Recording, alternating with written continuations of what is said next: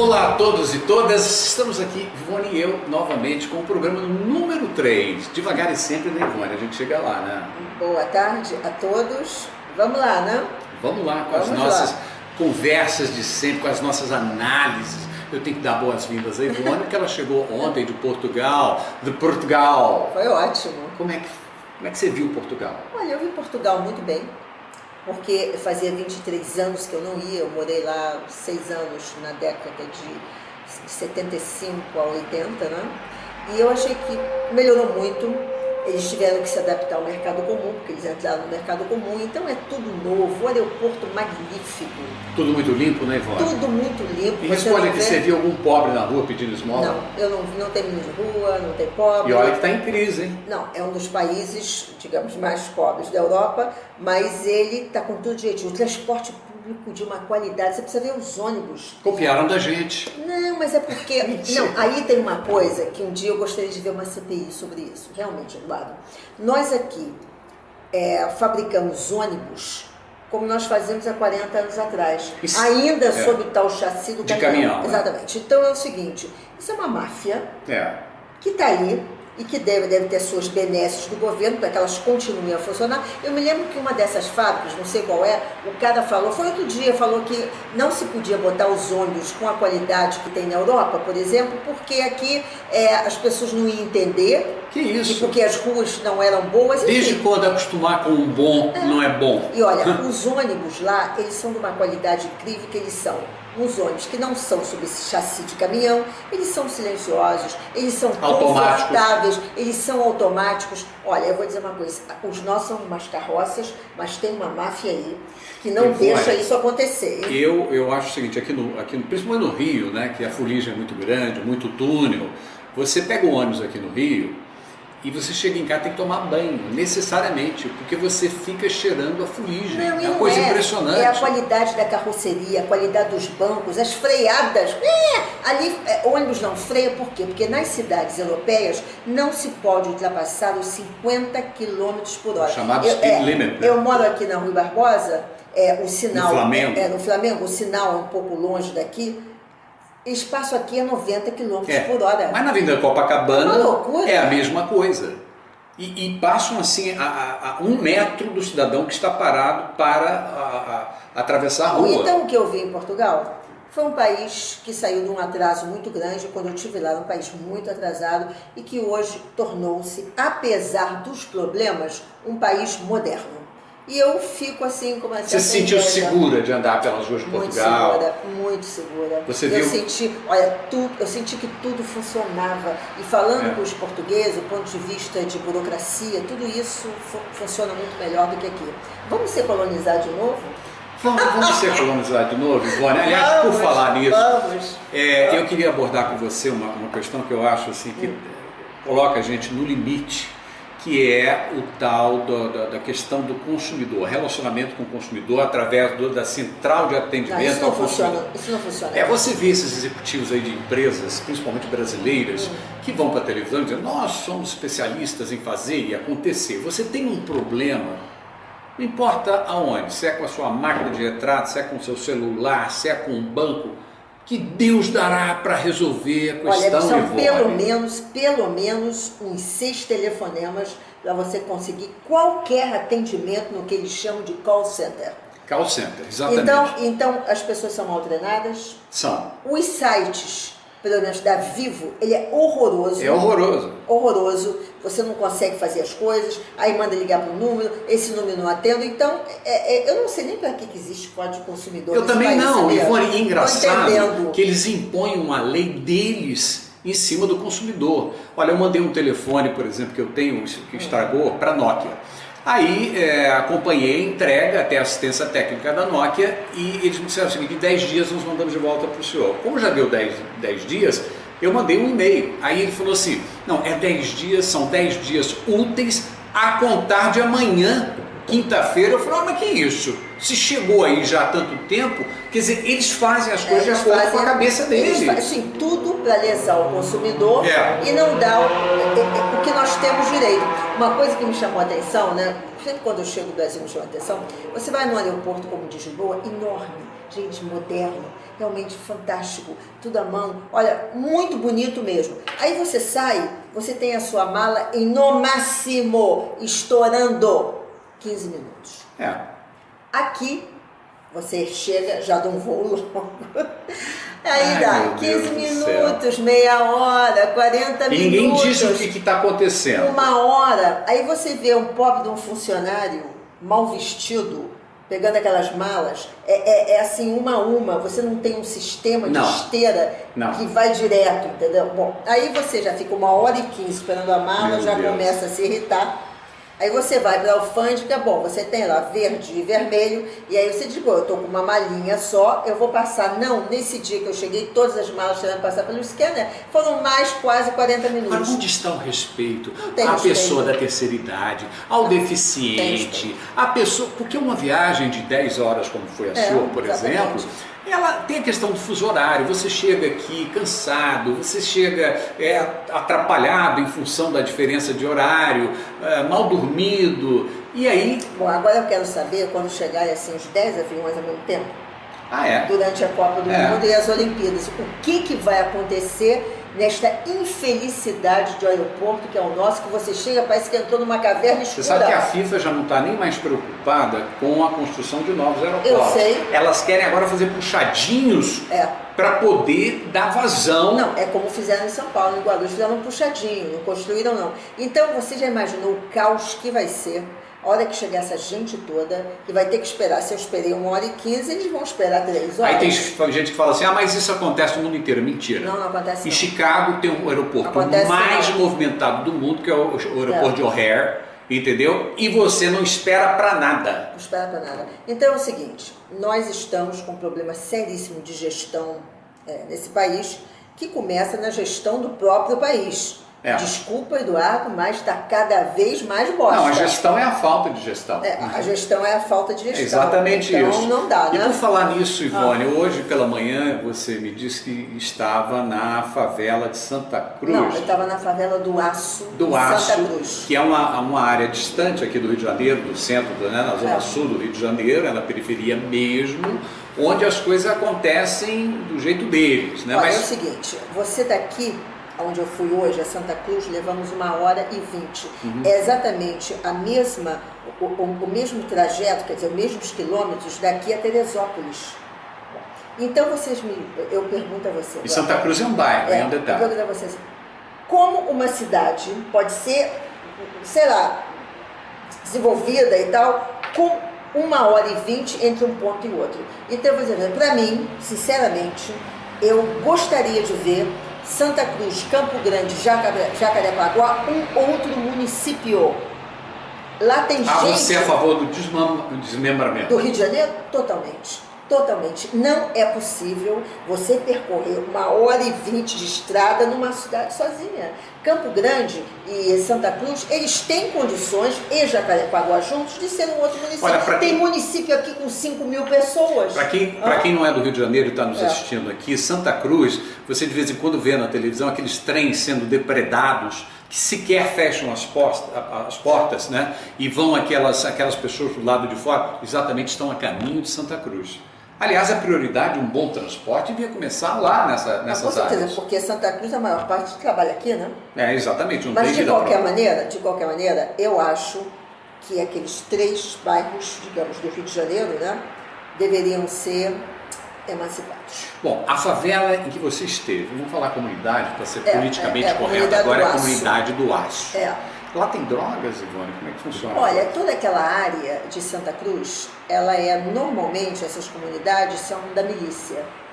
Os milicianos é que tomam conta. Os milicianos é que tomam conta. Eu hoje não vi ninguém armado nem nada, mas eu vou muito àquela área, porque eu capacito professores muito naquela área, e ali é uma área de milicianos. Longe de tudo, de PP, longe de tudo. Né? Agora, tem gente que defende os milicianos porque dizem que levam o que o Estado não leva, mas de uma forma totalmente fora da lei, né? As pessoas querem, na sua vida, tem uma coisa simples.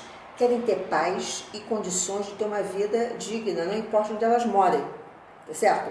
Então é o seguinte, por que se instalaram nas favelas ou comunidades o tráfico de drogas, as milícias, os traficantes? Sim, porque existe a falta do Estado, ainda hoje.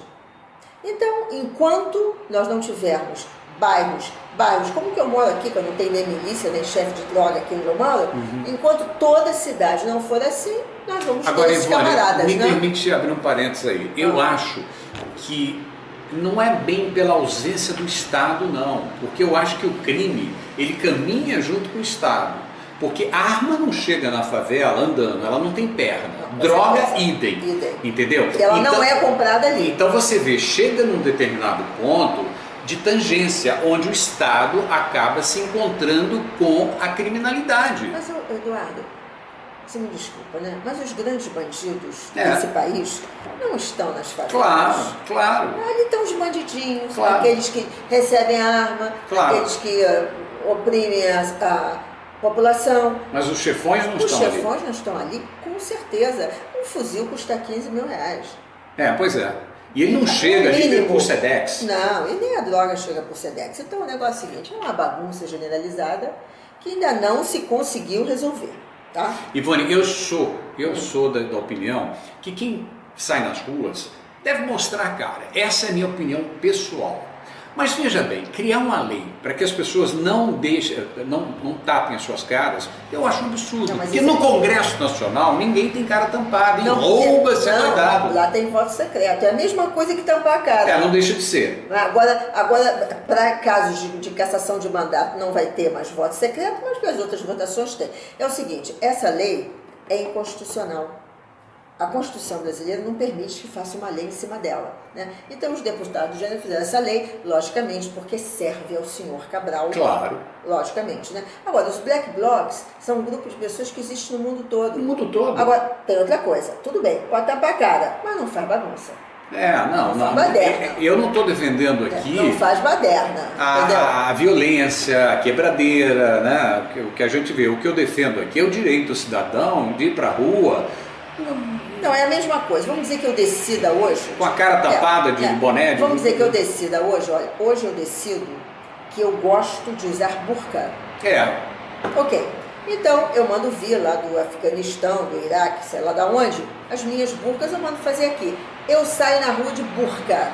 Alguém vai me parar e dizer que eu não posso? Vai, para te internar num hospício. Não, aqui no Brasil não pode isso. A França votou uma lei que não se pode andar de burca na rua. E está funcionando isso lá na França? Olha, eu não sei, até tem que pesquisar se está funcionando, entendeu? Então é o seguinte, a gente tem que chegar a uma conclusão. Mas essa lei dos deputados, ela não é constitucional. Então, isso teria que ser revisto lá. Pô, eu estou doido para chegar hoje à noite para a gente saber se o mensalão vai ter continuidade ou se morre aqui. Você sabe o que eu acho? Eu estava pensando sobre isso hoje. Eu acho que vai terminar hoje, sabe por quê? Porque o seu José Dirceu, que é um câncer... E ele já disse que vai recorrer à Corte Internacional. Exatamente, por isso, que é um câncer que esse país tem, ele fez a maior besteira da vida dele ontem, dando uma declaração de que não vai aceitar a decisão do Supremo e queria as cortes internacionais. Agora me diz uma coisa, o que as cortes internacionais têm com uma decisão interna do Brasil de um bandido? Então, eu não estou entendendo. Quais são as amizades que ele tem numa corte internacional, que seria qual corte internacional? Tribunal Internacional Penal em Haia? Seria a corte da OEA? Seria a corte da ONU? Mas você ou a cortasia.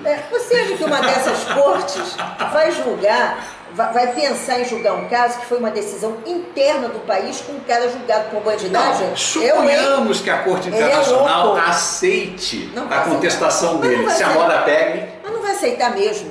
Então é o seguinte, ele é ridículo e ontem ele assinou a sentença dele. Por isso que eu acho que vai ter... eu também acho. Eu acho que o que ele fez foi um desafio, ele desafiou o Supremo, achando, né, porque ele ainda manda no governo da Dilma, porque ele ainda manda, o Lula e ele manda no governo da Dilma, então ele acha que, porque ele acha que tem o poder dentro do PT, ele pode desafiar a Suprema Corte.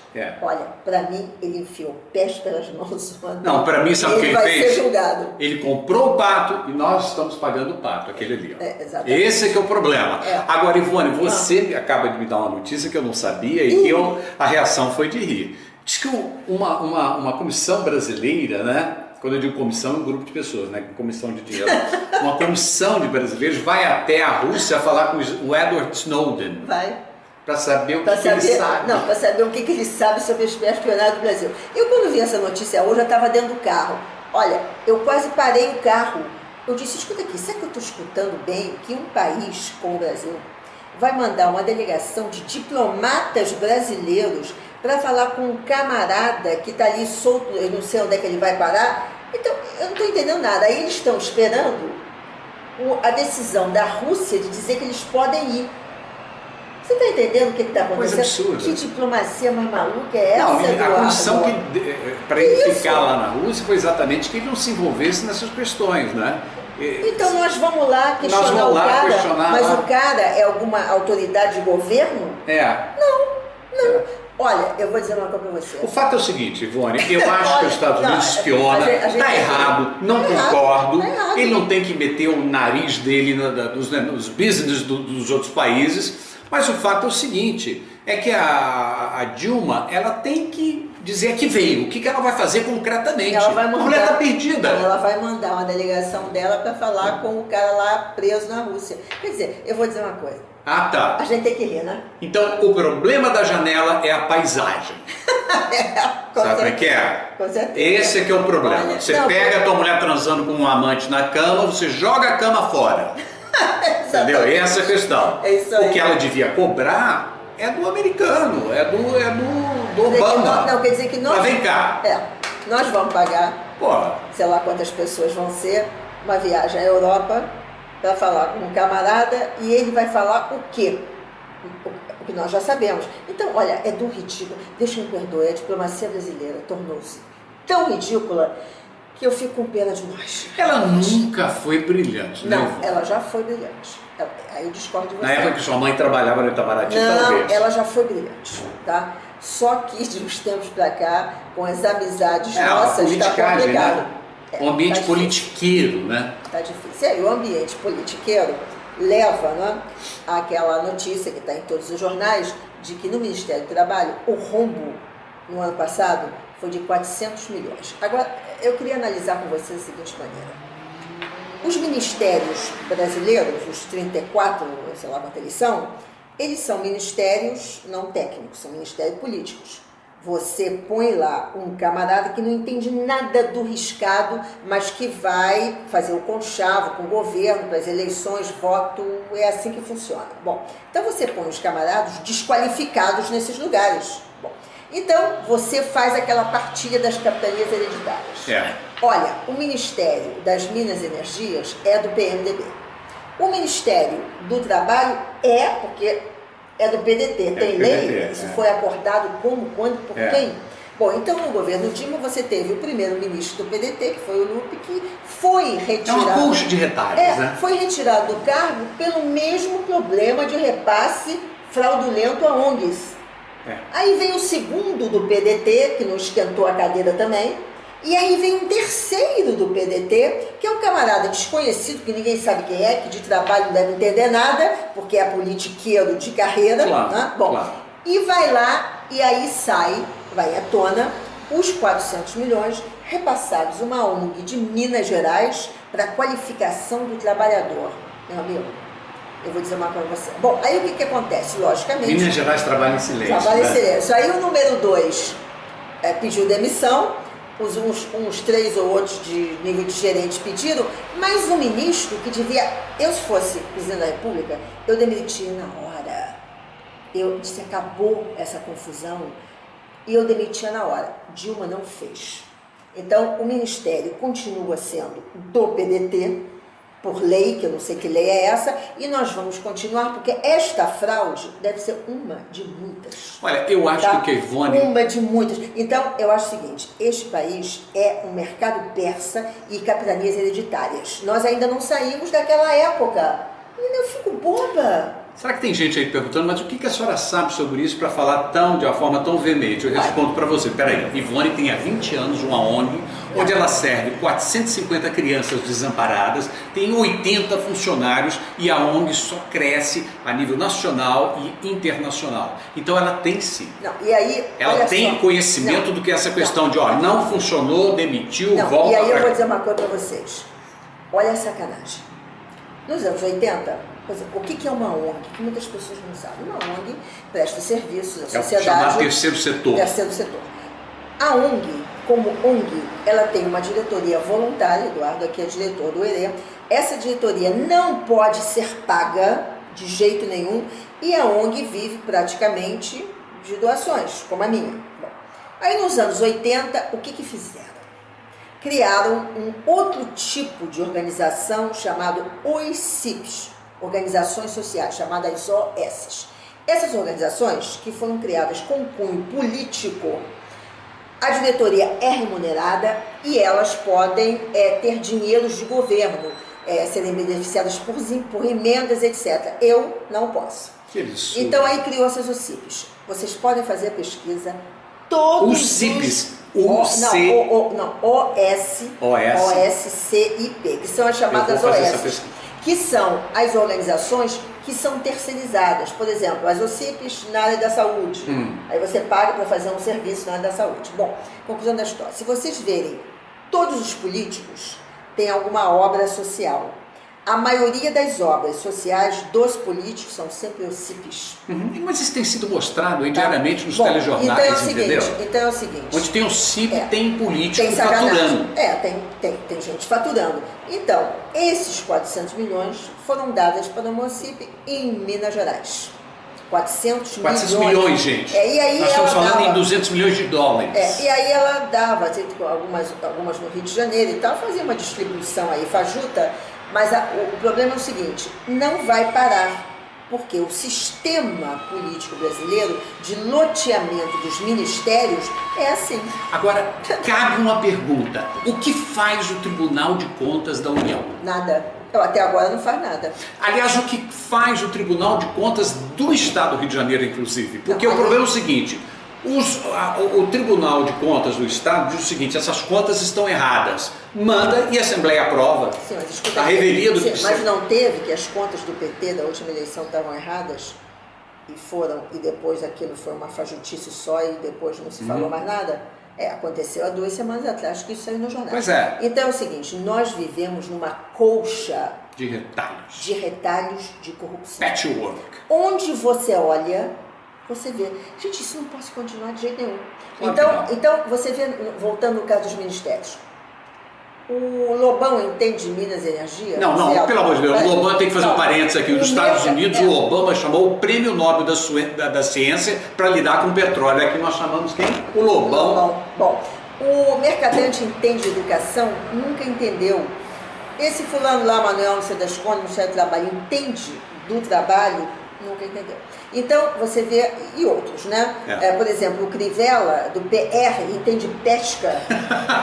Entendeu? O Ministério da Pesca. Bom, então é o seguinte... Aliás, o Ministério da Pesca está assim de piranha. Então é o seguinte, você tem concursos, você forma técnicos dentro dos ministérios, e tem ótimos técnicos, e esses técnicos chegam num patamar e dali não passa.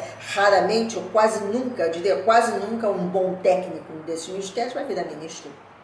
Porque ele não faz parte do loteamento da capitanias hereditárias. Bom, então esse país não pode dar certo. Desculpa, não pode dar certo, Eduardo. Não. Enquanto você não resolver... Enquanto esse sistema continuar, não pode dar certo. Enquanto você não resolver um problema, uma coisa muito simples, que é um problema de competência. Competência, uma palavra que foi abolida do dicionário nosso. É verdade, é verdade. Bolsas de estudo. Nós não ventilhamos esse papo falando sobre bolsas de estudo. Você falou qualquer coisa antes da gente começar o programa, falou, vamos falar sobre bolsa de educação. O governo federal, ele endoidou com esse negócio de bolsa, né? Porque eu só vou citar para vocês algumas, né? Bolsa Família, Bolsa Escola, Bolsa Estupro, Bolsa Amamentação, Bolsa Verde, Bolsa Pesca. Já estou aqui no número 6, né? E ontem o seu mercadante, o grande mercadante, que é chefe da Casa Civil, é tudo. Entre aspas. Onde você olha, ele está. Ele é múltiplo. Ele é múltiplo. É o queridinho da Dilma. É múltiplo, entendeu? Coitado, olha só quem ela foi escolher para queridinho. Bom, agora ele inventou o Bolsa Ciência.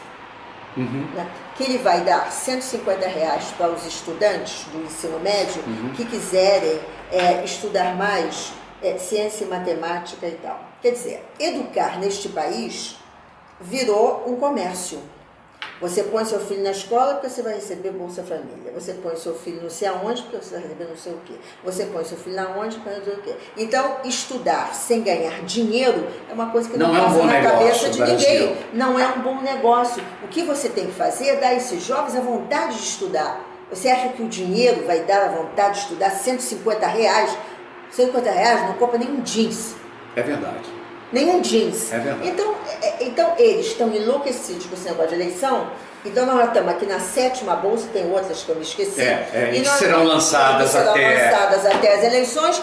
E a competência, o ensino de qualidade, a vontade de estudar, o ver o futuro, o poder ser parte desse futuro, é tudo condicionado a uma bolsa. Olha, vou dizer uma coisa para vocês, é desalentador. É verdade. É desalentador. Desalentador. E o pior é que não existe luz no fim do túnel, não. Um estado que eu não estou me lembrado agora, não sei se foi Pernambuco, declarou guerra aos médicos cubanos. Não, Ceará. Não, ao médico em geral. E está muito certo. Então, olha, ninguém aqui... Aos médicos cubanos. Ninguém aqui é contra médico, ninguém aqui é contra nada. Porém, que essas pessoas pelo menos tem que falar português. Não, façam o exame do Revalida para saber o nível de conhecimento. O que o Estado do Ceará fez foi o seguinte: muito bem, os médicos são bem-vindos no Ceará, porém eu quero o diploma do Revalida. Certíssimo. Acabou. Se os nossos têm que fazer, por que os outros não farão?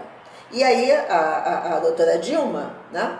Ela em todas, hoje ela falou em São Gonçalo, a mesma coisa de sempre, citando dados dos Estados Unidos, não sei o que lá, os Estados Unidos recebem médico estrangeiro, recebe sim, para ir estudar. Agora, vai um médico brasileiro querer exercer a atividade de medicina nos Estados Unidos sem revalidar o diploma lá. Coitado, vai morrer de fome na rua. Então é o seguinte, tudo bem? Porém, revalidem os seus diplomas, façam o teste de conhecimento e se mostrarem conhecimento, fique. Ninguém aqui é contra ninguém. Você sabe que eu mandei, tu está falando doutora Dilma, eu mandei um e-mail para ela dizendo o seguinte: presidente, quem espiona ANTA no Brasil é o IBAMA e não o Obama. Vamos ver se ela vai responder. Ela não vai responder, que ela não vai nem entender. Ela não vai entender, não. Ela não vai nem entender. Tadinha. Sabe o que eu acho, Ivone? É que às vezes esquecem de colocar o ponto no ouvido dela. Ela não fala coisa com coisa. Ela não fala coisa com coisa, ela fica... Não, mas ela tem ponto, ela realmente tem ponto no ouvido. Ela tem, e aí, ela tem. Então, o negócio é o seguinte, então vamos falar das coisas boas? Vamos falar. Tem alguma?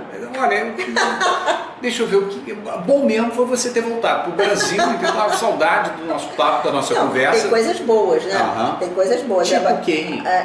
O Pão de Açúcar é lindo, sim, é lindo. A pista é maravilhosa. Você tem, o Brasil tem cidades lindas, né? Vamos falar de algumas coisas boas. É verdade, é verdade. A inflação também está comendo alto nos supermercados. Mas enfim, vamos falar de coisa boa. Estou procurando aqui, tentando saber o que é a chegada do verão. Mas eu achei engraçado porque eu publico muitas coisas no Facebook, né? E eu publiquei sobre a onda de assaltos de rua aqui no Rio de Janeiro, que aumentaram muito em alguns bairros, né? E que principalmente os assaltos de bicicleta, que a garotada passa correndo, arranca a bolsa, etc. E eu tive uma amiga que na semana passada estava esperando um táxi e passou um desses garotos... Aqui pertinho de onde você mora. Na bicicleta e... não conseguiu arrancar a bolsa porque era uma alça mais forte e a violência foi tanta porque ele pedalando numa bicicleta vai até talvez 60 km por hora. E ela caiu e ela quebrou o fêmur. E aí saiu uma senhora de idade. Aí saiu uma reportagem no Globo sobre realmente o aumento dos assaltos em certos bairros, principalmente nos bairros onde tem muitos colégios, etc. E tal. E eu escrevi no Facebook sobre esse fato e falei que existe uma grande parcela da nossa juventude que não está na escola, não é qualificada para ter um trabalho e que realmente não faz nada. Aí me respondeu uma pessoa que era do governo, disse: não, mas nesse lugar que eu trabalho nós temos biblioteca, nós temos cursos profissionalizantes, nós temos isso. Tudo. Aí eu digo: olha, eu respondi o seguinte: olha, tudo bem, eu sei que aí tem, mas aí é um ninhozinho desse tamanho num universo de 2 milhões de pessoas.